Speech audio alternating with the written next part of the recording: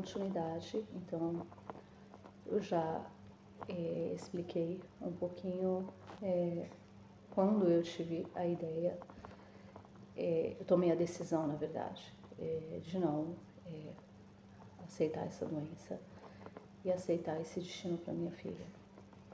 Eu me neguei a isso. E eu voltei a estudar e descobri que existia o transplante de medula óssea, que é a única forma de cura para o portador de anemia falciforme. Essa frase eu repeti por mais de um ano. E enquanto a Pietra estava internada, porque desde que ela nasceu eu cheguei a fazer,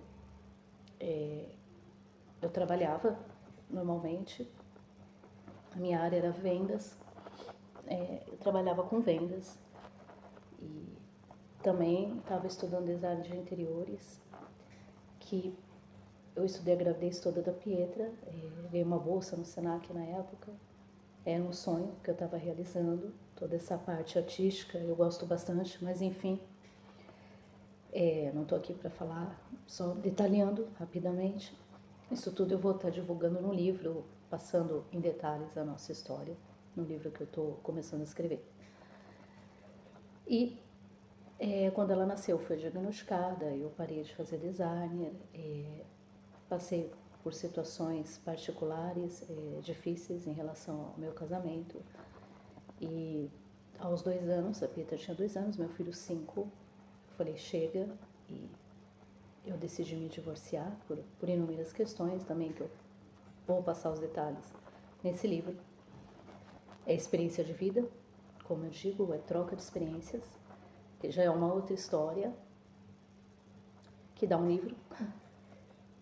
Enfim, eu não tinha como trabalhar, eu não pude dar continuidade no Senac, faltava um ano para o designer, porque a Pietra tinha que fazer consultas periódicas, e o Senac era aula presencial e todos os dias os projetos, e eles não estavam aceitando mais, tinham mudado algumas políticas e não aceitavam mais justificativa de terceiros, mesmo sendo minha filha. Então, no resumo, eu infelizmente tive que parar o designer de interiores, e nós mudamos também, mas lá era todos os dias as aulas e eu não tive como dar continuidade.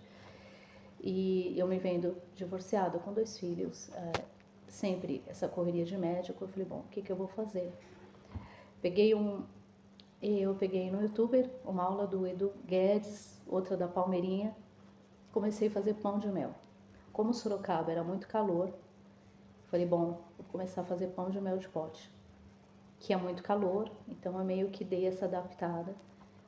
E entre muitas vezes fazia limpeza também em casas, então esse começou a ser a minha forma de sustentar os meus filhos.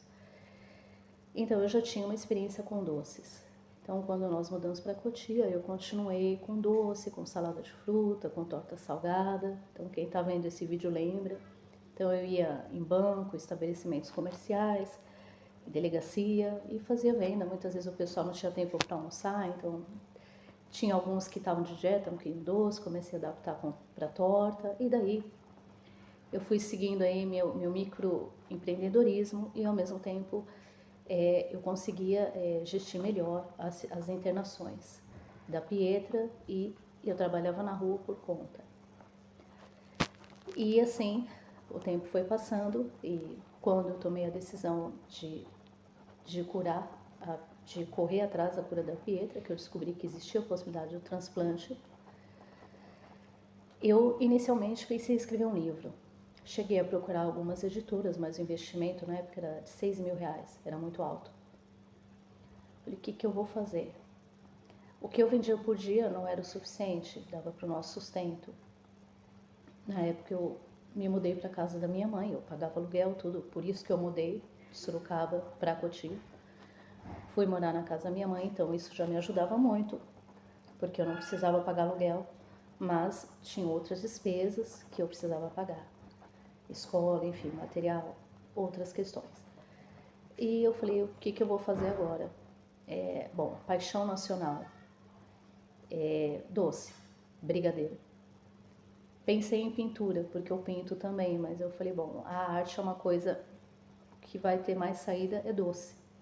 Como eu não pude realizar o livro, pensei em fazer um gibi contando história, mas eu pensei, bom, acho que o doce vai dar certo. Entre as internações, eu levava um caderninho, começava a fazer cálculo, quantos doces vender por dia, quanto eu vou fazer por dia, para chegar... Aí eu comecei a aprender a fazer a conversão, porque do euro para o real, porque aí eu comecei a pesquisar que a possibilidade desse transplante era bem maior na Europa do que no Brasil. Cheguei a buscar alguns hospitais, mas todos, as clínicas e hospitais na região do sul, mas todos a Barretos também, que tem um hospital muito bom, mas todos me respondiam a mesma coisa, né? Geralmente, não sei hoje, estou falando de 6 anos atrás, estou falando da minha época, hoje, naquela época, 6 anos atrás no Brasil, eles só faziam transplante de medula óssea se o paciente já tivesse assim em último caso, em últimas circunstâncias. Então não era possível. Ou de repente, se os irmãos fossem compatíveis, mas eu teria que fazer um teste. Na época, esse teste de compatibilidade, se não me engano, era coisa de R$ 2.000, mais ou menos, se eu não me engano. Falei, como que eu vou fazer? E assim, eu corri o risco de fazer esse investimento, que no momento eu não tinha, e de repente meu filho não ser compatível e isso não acontecer.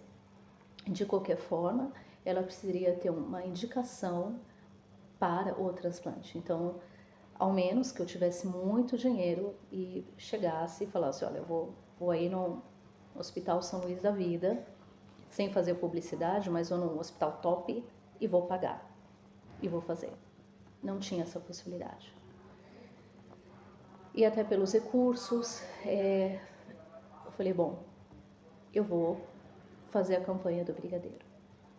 Então eu comecei a fazer cálculos, o quanto que eu tinha que vender por dia, como eu falei para vocês.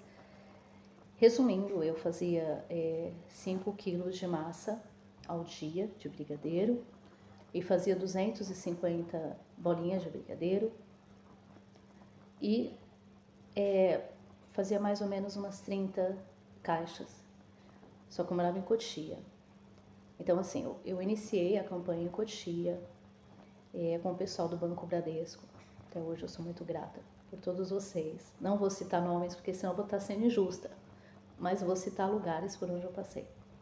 Então eles me ajudaram com a maquininha para começar a passar cartão de crédito, depois que o negócio foi aumentando.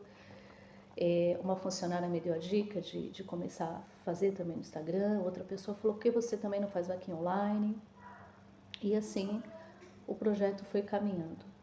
Então, entre as internações da Pietra, quando ela estava na escolinha, era um momento que eu acordava às 5 da manhã, começava a fazer doce, depois a perua escolar levava meu filho, o Dimitri e a Pietra para a escola, e aí eu saía para vender. Só que aí eu comecei a me programar, porque Cotia eu já tinha ido em tudo que é lugar, né? O pessoal não ia estar comprando sempre, então eu falei, bom, eu vou ter que expandir essa campanha.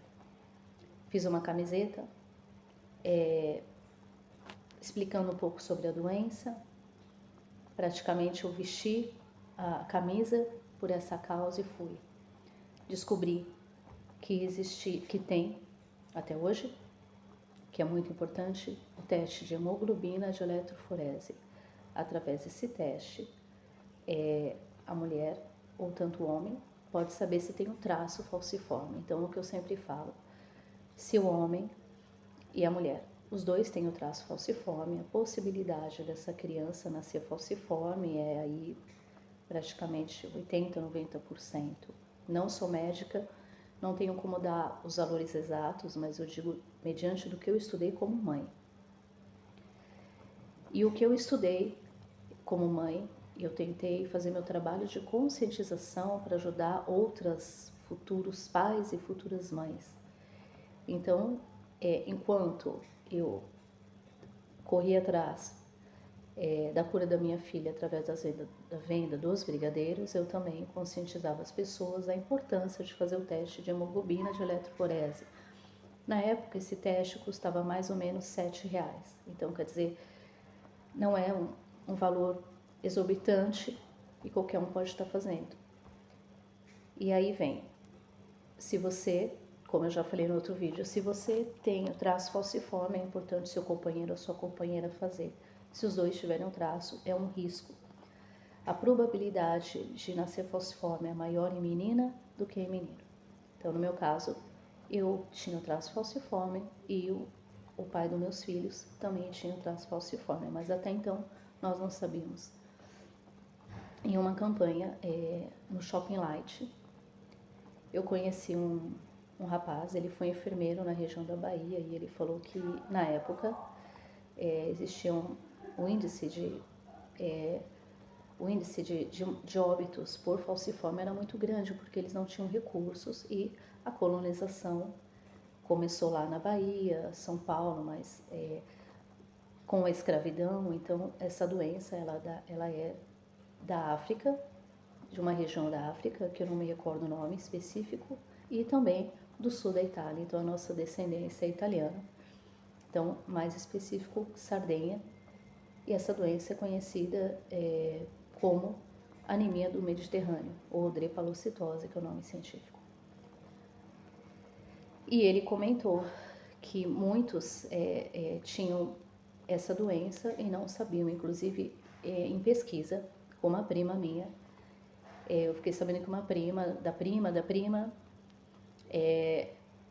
ela chegou a falecer por anemia falciforme, porque na época não se tinha o conhecimento dessa doença.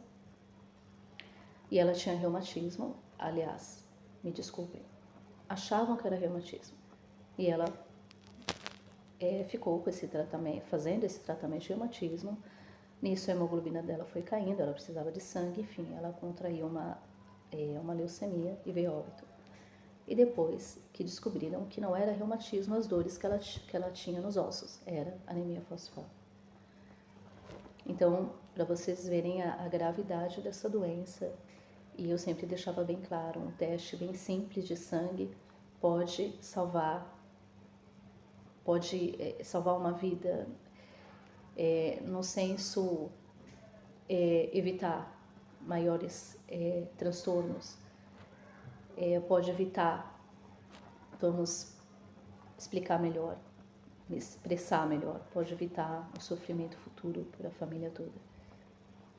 Não estou aqui para apoiar de não ter filhos, mas, como eu sempre falo, se os dois têm traço falciforme, aí vai ser a opção do pai e da mãe aceitar ou não e ter a consciência de que o filho pode nascer portador de anemia falciforme. Essa é a questão.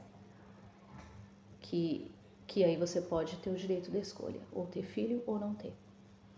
Eu cheguei nas ruas, no shopping da Granja Viana, eu cheguei a encontrar o Alexandre Frota, e até eu falei para ele, por que vocês não fazem uma lei aí no Senado em Brasília, para que antes da mulher,